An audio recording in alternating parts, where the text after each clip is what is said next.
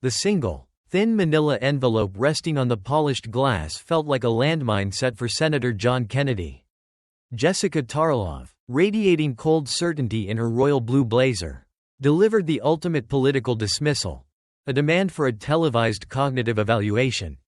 "Take an IQ test, Kennedy," she commanded, the words echoing with a sharp, public disdain for his folksy policy approach on education reform. What she didn't know was that the senator wasn't just prepared for the insult, he was armed for total tactical annihilation. The document sealed inside the cheap paper sleeve held the true receipts, not for an IQ score, but for a meticulously orchestrated takedown of her entire framework of expertise. A revelation so profound it would instantly shatter her on-air credibility and silence the entire studio audience watching a policy debate transform into a brutal political duel. The atmosphere in the studio had turned toxic, the harsh white lights illuminating the escalating personal conflict. Jessica's smile was thin, a mask of intellectual superiority. She was convinced that Kennedy's resistance to federally mandated standards and his defense of rural educational autonomy stemmed from a simple, unforgivable lack of cognitive ability. She leaned into the mic, reiterating that national education policy demanded statistical literacy, analytical thinking, and genuine intellectual rigor, qualities she implicitly denied Kennedy possessed. The senator, quiet and rumpled, never broke eye contact. He knew the challenge was not about policy disagreements, it was an act of classist arrogance. A dismissal of a lifetime of practical wisdom based solely on an accent and a conservative worldview. Jesse Waters, recognizing the viral potential, gave the signal to keep the cameras rolling. Kennedy's hand settled near the envelope, a subtle yet powerful gesture that arrested Jessica's flow. His eyes, calm and unwavering, locked onto her confident posture. He accepted her premise, that tonight's discussion would be about intellectual capacity, but his subsequent quiet assertion made the blood run cold. He came prepared. Jessica's momentary flicker of doubt was instantly visible to the senator, a predator recognizing the first sign of weakness. The envelope, now centered on the glass, was no longer a prop, it was the mechanism of a coming execution. A physical testament that Kennedy had anticipated this exact brand of televised arrogance and had quietly armed himself for the inevitable public reckoning. The air conditioning hummed, but the room was already heating up, waiting for the crack of the seal that would decide both their futures. The air in the Fox News studio crackled with a tension that was thick enough to be physical. A sharp contrast to the manufactured cheer typically associated with primetime debates. Jessica Tarlov, immaculate in her signature royal blue, held court over the topic of national education policy. Her central thesis, delivered with the precise, clipped cadence of a seasoned intellectual, targeted Senator John Kennedy's resistance to a federal overhaul designed to standardize K-12 curriculum. She dismissed his arguments, rooted in local control and empirical evidence drawn from rural district visits, as dangerously anecdotal. Her authority rested entirely on the weight of statistical rigor and the sanctity of peer-reviewed academic research, placing herself firmly in the camp of indisputable expertise. Kennedy, across the polished glass desk, appeared almost deliberately unhurried, his posture a study in Louisiana patience. His gaze remained level, observing her escalating pronouncements not with anger, but with an unnerving calm that suggested profound anticipation. The debate quickly devolved, as Jessica intended, from a policy disagreement into a direct, personal assault on his mental capacity. She demanded a televised IQ test, a calculated line designed to publicly categorize him as cognitively unfit to legislate complex national matters. Her laughter, bright and sharp under the studio lights, underscored the inherent contempt she held for his seemingly folksy, non-academic approach to governance. The manila envelope, sealed and inconspicuous, rested precisely in the center of the desk before the senator. It was an anomaly, an unaddressed item in a meticulously staged setting. Jesse Waters, attempting to manage the palpable hostility, lightly acknowledged the severity of Jessica's challenge. Inviting the senator's response, Kennedy's head tilted slightly, a minuscule movement recognized by his staff as the precursor to a tactical counterstrike. His voice, a soft drawl that amplified the contrast between them, calmly dismissed her insult. He noted that while he had been called many things, incompetence was rarely one that achieved sticking power. Brad Stevens and Lisa Wong exchanged glances, the unspoken consensus being that the debate had passed the point of no return. Jessica pressed her advantage, her conviction absolute. If serious policy decisions were on the line, she argued, it was imperative that lawmakers could clear basic cognitive thresholds. She directly challenged his credentials, asserting that intellectual capability, the kind earned through graduate seminars and statistical training, was the only true substitute for the mere appearance of competence. Kennedy returned her intensity not with defensiveness, but with a quiet, pointed question. Did her insistence on a cognitive baseline truly mask a presumption that individuals who didn't share her academic lineage or speaking style were inherently unfit to govern? The silence that followed was charged, a moment of profound political scrutiny. She scoffed at the suggestion of bias, insisting that the demand was based purely on the quantifiable needs of data, analysis, and education. Kennedy's fingers subtly brushed the edge of the envelope. He agreed that those three concepts were central to the discussion, quietly affirming that tonight, they would address all three. The tension, rather than dissipating, solidified into a hard mass. Jesse Waters glanced at the control room, receiving the clear signal, keep rolling. Jessica, sensing the need to re-establish control over her own narrative, launched into a detailed breakdown of policy complexities, citing the requirement for statistical literacy and analytical thinking that she believed his public stance actively undermined. Kennedy nodded, his expression unreadable, letting her words hang in the air like a weather report she mistakenly believed was profound. He contrasted her academic white papers with his lifetime of dialogue with real-world educators and parents, the ones facing the genuine consequences of inadequate resources in rural Louisiana. Jessica immediately labeled his evidence as anecdotal, insufficient for running a national system. With a minimal, almost casual movement, Kennedy tapped the manila envelope once. He observed that she sounded remarkably certain for someone who had not been physically present in the environments she so confidently dismissed. Jessica, offering a condescending smile, asked when visiting a school became equivalent to understanding the data behind it. She doubled down on the IQ test challenge, confirming her willingness to submit to the same public scrutiny. The challenge had been accepted, transformed from a political barb into a duel of cognitive authority captured in real time by the cameras. Kennedy leaned forward, hands folded deliberately over the manila envelope. He accepted her demand for transparency and fairness. But first, he challenged her to state her own real-world credentials, the number of classrooms she had stood in, the teachers she had interviewed, the districts she had visited on the ground. She quickly dismissed the relevance of technical skill, the actual work of teaching, and reaffirmed her certainty in her intellectual capability based on her own academic background.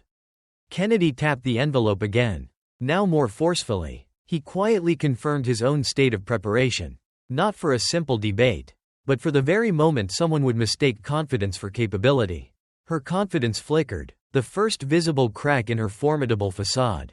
The envelope, still sealed, now commanded the room, a silent witness to the rapidly shifting power dynamic. The initial skirmish over the need for a cognitive evaluation quickly escalated into a high-stakes interrogation, with Senator Kennedy deliberately turning the intense political spotlight back onto Jessica Tarlov's own claimed expertise. The manila envelope, now slightly nudged toward her side of the table, served as a potent, silent reminder of the standard she herself had imposed.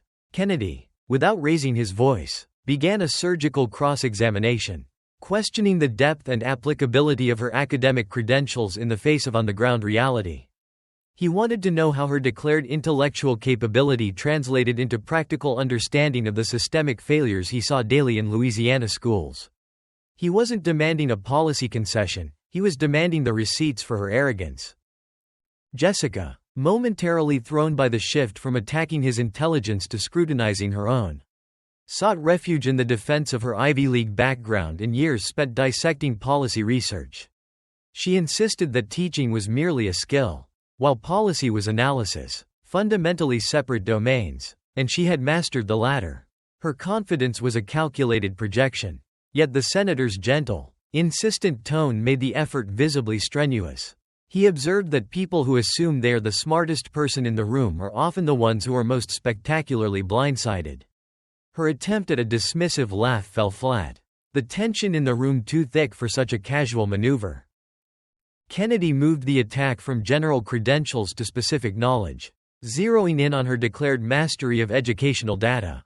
He invited her to discuss rural school performance, prompting her to quickly cite the prominent Stanford SEPY report. This was her comfort zone, a citation designed to prove her fluency in academic language. However, the senator immediately pressed for the report's limitations. This was a subtle but devastating tactical move. Anyone can cite a study. But true expertise requires recognizing a study's flaws and contextualizing its data. Jessica's immediate, noticeable hesitation provided the first genuine evidence of a cognitive crack in her armor. She stammered a vague acknowledgement of limitations, unable to name a specific one, confirming to the panel and the cameras that her knowledge was broad but potentially shallow, the hallmark of someone who reads about the debate rather than actively engaging with the research's finer points. Jesse Waters and the other commentators watched the slow unraveling, the prolonged silence under the intense lights being far more damaging than any direct verbal misstep. Kennedy capitalized on the vulnerability, reminding her that she had demanded a quiz on live television, and he was merely adhering to her standard. He broadened the scope, moving from a specific study to the fundamentals of analytical rigor she claimed to possess. He posed the essential question of distinguishing between correlation and causation in policy formulation. She offered the textbook definition. Correlation means two things are related. Causation means one causes the other. But when he pressed her on the practical, methodological steps for identifying causation in education research, her answer became evasive and defensive. Her protestations that she was not there to be interrogated were met with Kennedy's quiet, unyielding reply. She demanded he prove his intelligence, and he was simply asking her to prove hers. Her reliance on her degrees was dismissed as insufficient. Papers are great, Kennedy calmly observed, but they don't always tell the whole story. With a slow, deliberate movement that commanded the attention of every camera lens, he slid the manila envelope forward, the faint scratch of paper on glass cutting through the heavy silence. He confirmed that the envelope contained proof that he had indeed prepared for the exact challenge she had issued. Jessica swallowed, her earlier bravado giving way to palpable uncertainty. Kennedy rested his fingers on the seal one final time, forcing her to confront the gravity of her demand. He required her to formally acknowledge her premise, that she understood the profound consequences of her challenge. Her forced compliance, a tight whisper of affirmation, solidified the public terms of the impending reveal. The studio was now a gladiatorial arena. The lights hot, the atmosphere dense with anticipation. The conflict had successfully transitioned from a political disagreement to a personal, intellectual duel, engineered by the very man who had been cast as the simpleton. The intense focus on Jessica Tarlov's academic defense gave way to a deeper, more philosophical challenge from Senator Kennedy, the role of humility in governance and intellectual discourse. He had successfully stripped away her shield of specialized knowledge, exposing the underlying assumption that academic credentials alone dictated intellectual worth. Now, he intended to dismantle the arrogance that fueled her initial challenge. Kennedy continued his quiet, almost clinical dissection of her position, maintaining unwavering eye contact as he probed the core of her intellectual certitude. He forced her to confront the logical extension of her argument. Did she truly believe that the absence of an Ivy League degree or the presence of a folksy accent rendered rural Americans less capable of understanding complex policies than she was? Jessica vehemently denied the existence of bias, insisting her judgment was purely based on demonstrable facts and the need for intellectual rigor. The senator seized upon her confirmation that this was a judgment based on facts. He circled back to her earlier demand. The intelligence test she claimed would settle the debate. He acknowledged that such tests measured analytical capability and cognitive strength. But he introduced two crucial, non-negotiable standards for the results: legitimacy and respect. Jessica quickly agreed that those were basic prerequisites. However, Kennedy's next question hit with surgical precision. if she genuinely believed in fairness and objective data. Why did she assume his score would be deficient before seeing any evidence? Brad Stevens' quiet, involuntary chuckle confirmed the self-evident truth. She had assumed the outcome based on prejudice, not proof. Her denial was sharp but lacked substance. Kennedy did not dispute her confidence. Instead, he introduced the concept of humility. He argued that this confrontation was fundamentally about humility, the willingness to admit one might be wrong. He defined intelligence not just by knowledge, but by the capacity to know that one could be wrong.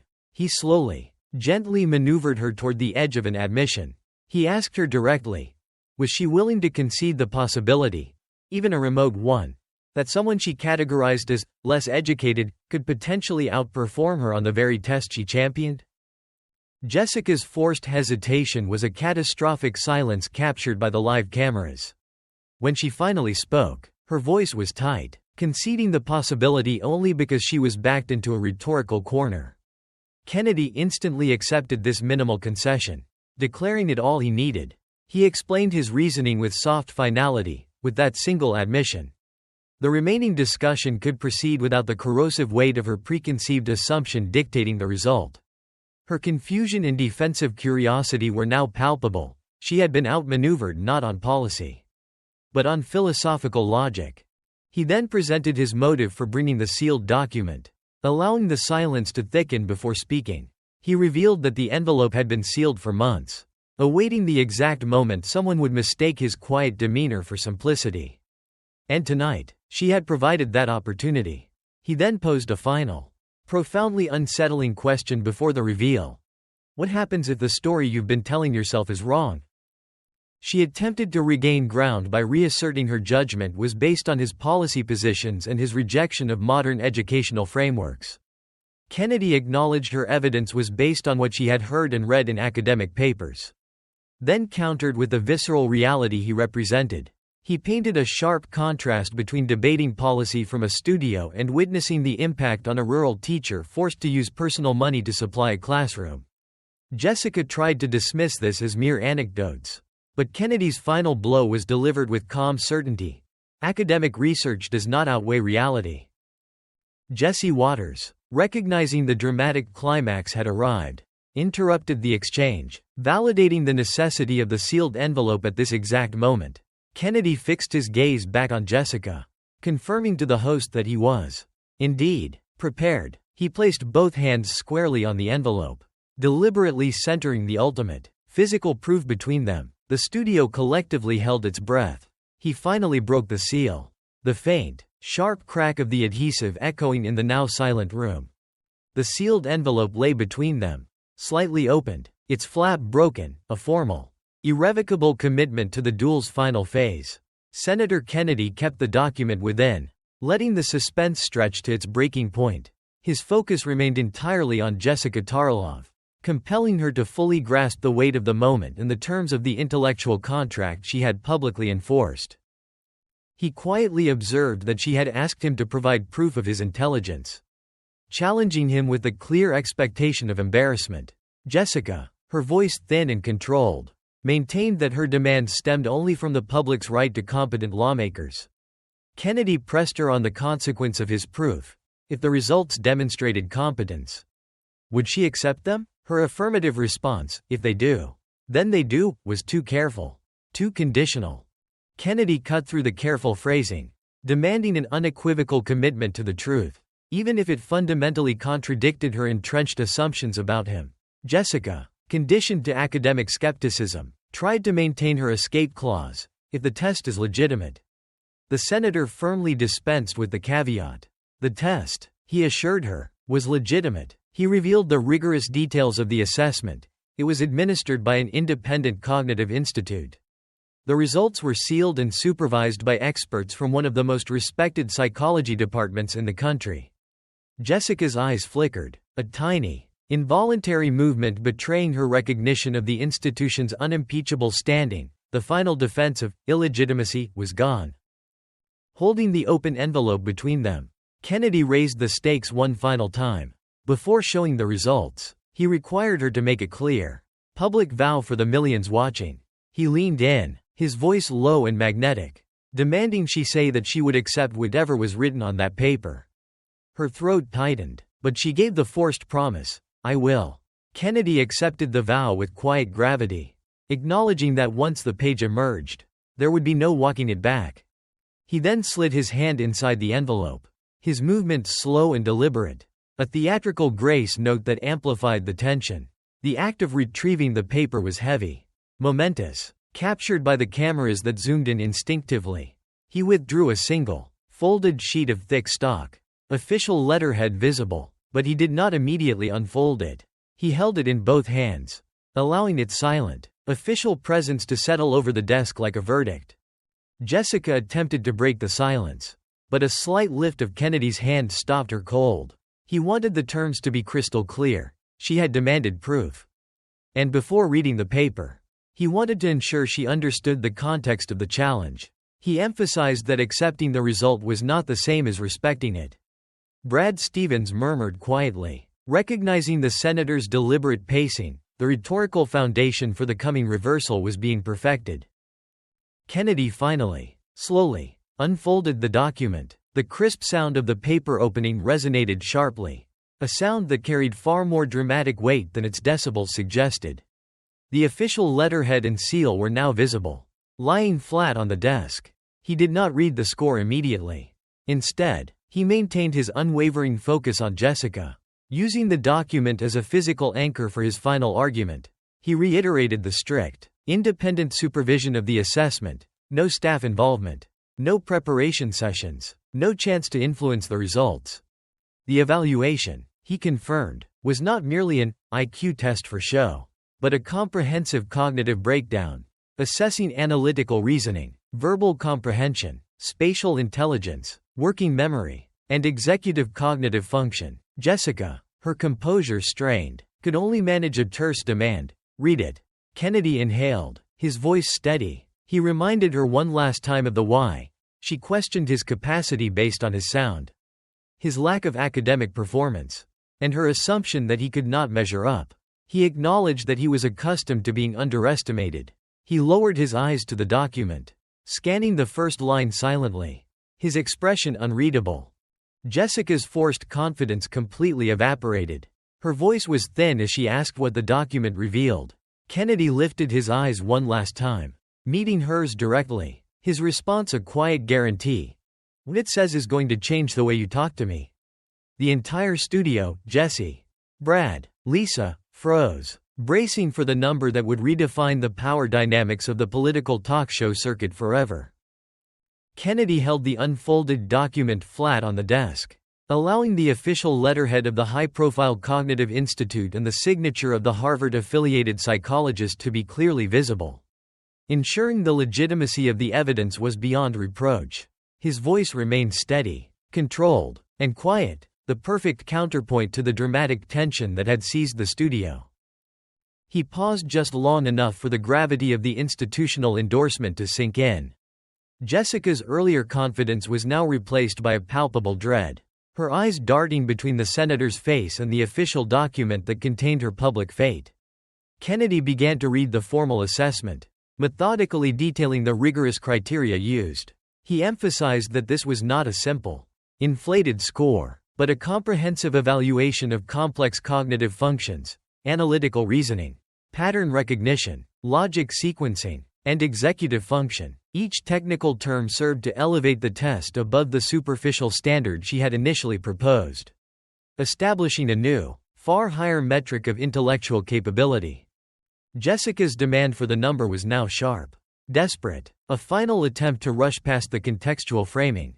Kennedy granted her request, but not before delivering a final, stinging reminder of the assumptions that had led to this moment. He reiterated that the entire confrontation was born from her prejudice, her belief that a man whose presentation lacked the required academic polish, whose accent did not conform to the accepted dialect of power, could not possibly possess the deep cognitive strength necessary for high-level policy. He stated with calm assurance that people like him were expected to be underestimated, but that those expectations were about to be shattered. He then read the ultimate finding. The phrase landed with the force of an actual explosion, instantly vaporizing the remaining air of confrontation. The studio atmosphere did not just change, it shattered.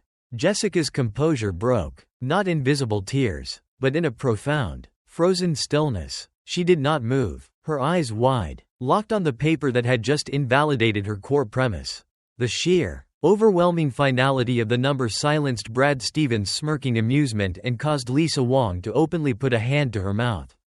Jesse Waters stared directly into the nearest camera, realizing the viral gravity of the moment, the knowledge that millions of viewers were witnessing a genuine, live television reversal that transcended mere political debate.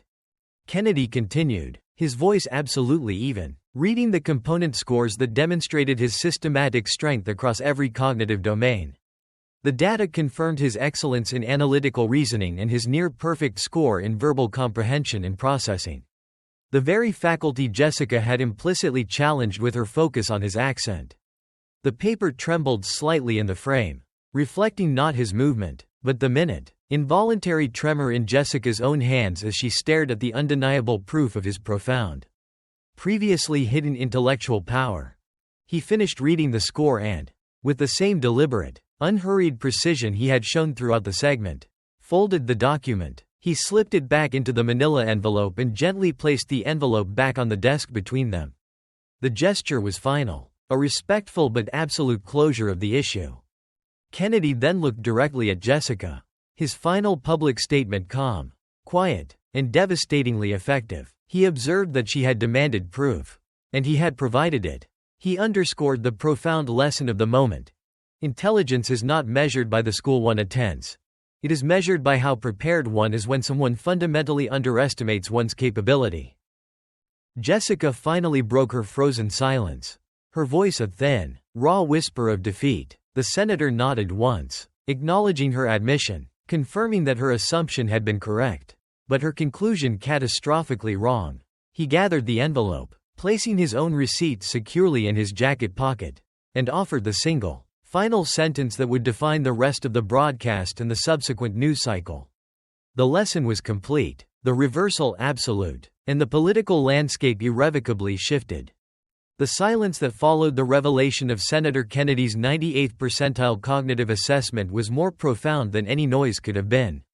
The entire studio was suspended in a state of shock, the high-stakes political debate instantly superseded by a moment of genuine, unforeseen human drama. Jessica Tarlov remained momentarily frozen, the forced confidence that had defined her career dissolving under the weight of the printed fact. The single, unassailable number confirmed that her entire premise, that only the credentialed elite were intellectually fit to govern, was a catastrophic misjudgment. One publicly televised to millions. Kennedy, having delivered his strategic checkmate, allowed the results to speak for themselves. He did not gloat or offer a triumphant lecture. Instead, he gathered the now infamous envelope, his movements imbued with the same quiet dignity he had displayed throughout the entire exchange. The contrast between his calm, unshakable demeanor and Jessica's visible defeat was the defining image of the segment. He addressed her directly, his final words not a continued attack, but a final verdict on the nature of intellectual arrogance. He observed that her challenge was not born of genuine concern for policy, but of a prejudiced assumption about the mental capacity of individuals who did not adhere to her cultural and academic standards. Her shock, he noted, was evidence that she had been trapped inside a self-constructed narrative, a story where intellect always wore a specific suit and spoke with a specific accent. The high score confirmed that while she looked for credentials and rhetorical sophistication, she missed the presence of raw, superior analytical power sitting across the table. Jesse Waters, recognizing the historical nature of the broadcast moment, stepped in to guide the segment to its abrupt conclusion. He acknowledged the staggering cognitive results and the undeniable transparency Kennedy had delivered in response to the public challenge. The senator simply slipped the sealed envelope into the inner pocket of his rumpled suit jacket. The action was symbolic. The proof was now his. A permanent receipt against future intellectual snobbery. Kennedy offered his final, quiet sentence, a devastating piece of advice delivered with the calm of a mentor correcting a flawed thesis. Next time you challenge someone's mind, Miss Tarlov, make sure you've brought your own receipts. The implication was clear. The basis of her challenge was not her superior intellect, but her assumption of his deficiency. And that assumption had just been publicly and irrefutably proven wrong. The cameras stayed fixed on the two principal figures. Jessica, her reputation for rigorous, fact-based commentary now severely damaged, was forced to confront the immediate, career-altering fallout of her arrogance. Kennedy, the seemingly folksy senator, had transformed from a dismissed regional politician into an intellectual force, demonstrating that true intelligence is defined by preparation and capacity, not by academic pedigree or accent. The studio went to commercial break. The lingering silence a testament to the magnitude of the live television reversal, a devastating lesson in humility and the danger of underestimating the quiet man in the room. This single, unscripted moment redefined both of their careers forever.